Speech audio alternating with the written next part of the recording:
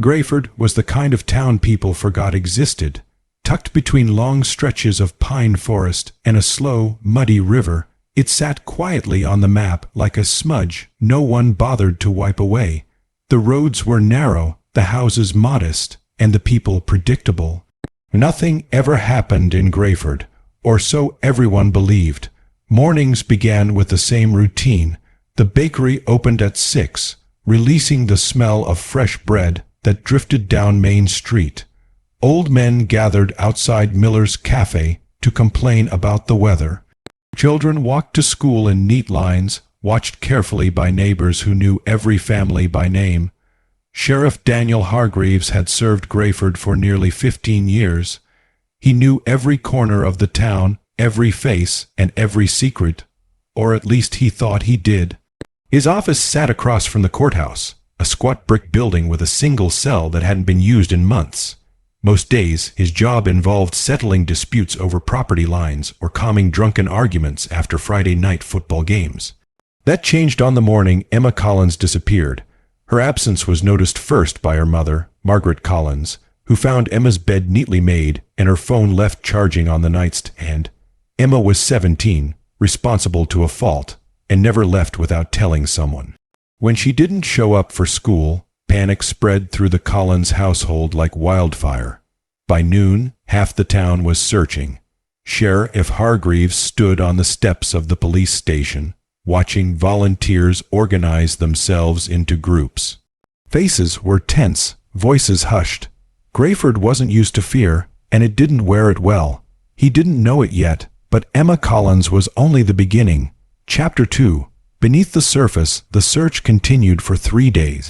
Woods were combed, the river dredged, abandoned barns unlocked and inspected. Each passing hour made the town quieter. Shops closed early. Conversations stopped when strangers walked by. On the 4th day, Emma's backpack was found near the riverbank. It was soaked, heavy with mud, but unmistakably hers. Inside were her schoolbooks, her wallet, and a small silver necklace shaped like a crescent moon. Nothing else. Sheriff Hargreaves felt a tightening in his chest as he examined the evidence. There were no signs of a struggle, no footprints nearby.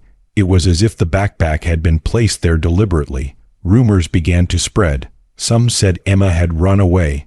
Others whispered about outsiders, drifters passing through town. But Hargreaves knew Grayford too well. If something terrible had happened, it hadn't come from outside. It had come from within. As the investigation deepened, Hargreaves started revisiting old cases. Missing pets, unexplained fires, strange complaints that had been brushed aside over the years. Individually, they meant nothing. Together, they formed a pattern that made his skin crawl. Grayford wasn't quiet because it was peaceful. It was quiet because it was hiding something. Chapter 3. The girl who knew too much. Emma Collins had been a curious girl. Her teachers remembered her questions, her habit of staying after class. Her friends recalled her fascination with old buildings and town history. Hargreaves visited the school library, where Emma had spent many afternoons. The librarian, Mrs. Patterson, hesitated before speaking. She was researching something. She said softly, "Old records, property deeds, court documents." "What kind of records?" Hargreaves asked. Mrs. Patterson lowered her voice. "From 20 years ago, about a fire. The fire happened on the outskirts of town, a warehouse owned by the Blackwell Corporation. Officially, it was ruled an accident. 2 workers died. The case was closed within days." Hargreaves remembered it well. He had been a rookie then. "What did Emma find?" he asked. Mrs. Patterson shook her head. "She stopped coming after that." That night, Hargreaves couldn't sleep. He pulled the old case files from storage, reading until dawn. The reports were sloppy, inconsistent. Witness statements contradicted each other. Evidence logs were incomplete. Someone had rushed the investigation. Someone powerful. Chapter 4. The Blackwell name in Grayford. The name Blackwell carried weight. Henry Blackwell owned half the businesses in town. He funded the hospital wing, the high school gym, and the annual town festival. People spoke his name with gratitude and fear. Hargreaves requested an interview. Blackwell welcomed him into his sprawling home with a polite smile. He was a tall man, silver-haired, impeccably dressed. "Sheriff," Blackwell said, pouring coffee, "how can I help?" Hargreaves chose his words carefully. "I'm reopening the warehouse fire case." Blackwell's hand paused for just a moment. "That was a tragedy," he said smoothly. "But it was settled long ago. New information has come to light." Blackwell leaned back, studying him. "Be careful, Sheriff. Digging up the past can cause unnecessary pain." As Hargreaves left the house, he felt certain of one thing. Henry Blackwell was lying. Chapter 5. Another disappearance before Hargreaves could act. Another girl vanished. Lily Turner, 16, disappeared while walking home from her part-time job at the grocery store. Her bike was found abandoned near an old road leading into the forest. Panic consumed Grayford. This time, the town couldn't deny it. Something was terribly wrong. Parents kept their children indoors. The school canceled extracurricular activities. At night, porch lights stayed on, illuminating empty streets. Hargreaves worked relentlessly, connecting timelines, locations, and witnesses.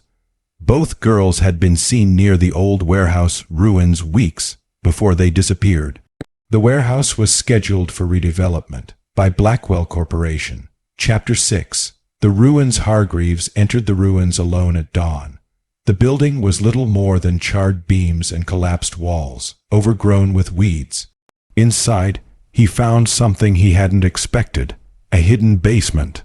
The door was concealed beneath debris, rusted shut. When he forced it open, the smell hit him first. Stale air, damp concrete, and something else. Something rotten.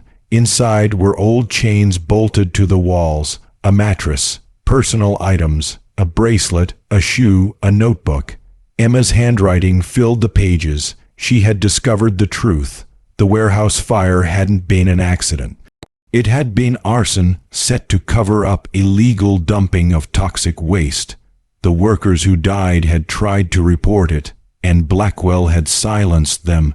Emma planned to go to the police. She never got the chance. Chapter 7. The confrontation. With evidence in hand, Hargreaves moved quickly. He called in state authorities, knowing he couldn't trust local officials. Many were connected to Blackwell. Blackwell was arrested that evening. The town gathered as police cars lined Main Street. People watched in stunned silence as the man they had admired was led away in handcuffs. But the relief was short-lived. Lily Turner was still missing. Under interrogation, Blackwell finally spoke. "She wasn't meant to die," he said coldly. "None of them were." He revealed the location of a second site, another hidden cellar deep in the forest. Chapter 8. Too late, they found Lily's body just before midnight. The news shattered Grayford. Grief turned into rage. Protests erupted outside Blackwell properties. Families demanded answers. Hargreaves stood before the town council days later, his voice steady but heavy. "This didn't happen overnight," he said. "It happened because we chose comfort over truth." The town listened. For the first time in decades, Grayford wasn't quiet. Chapter 9. Aftermath. Henry Blackwell was sentenced to life in prison. Several town officials resigned. The Blackwell Corporation was dismantled. Emma Collins became a symbol of courage. Her story was told in schools, her name etched into a memorial near the river, but healing was slow. Hargreaves often walked the streets at night, listening to the town breathe. Grayford would never be the same, and that was a good thing, because silence, he had learned, could be deadly. Epilogue. The truth remains. Years later, a plaque stood at the entrance to town.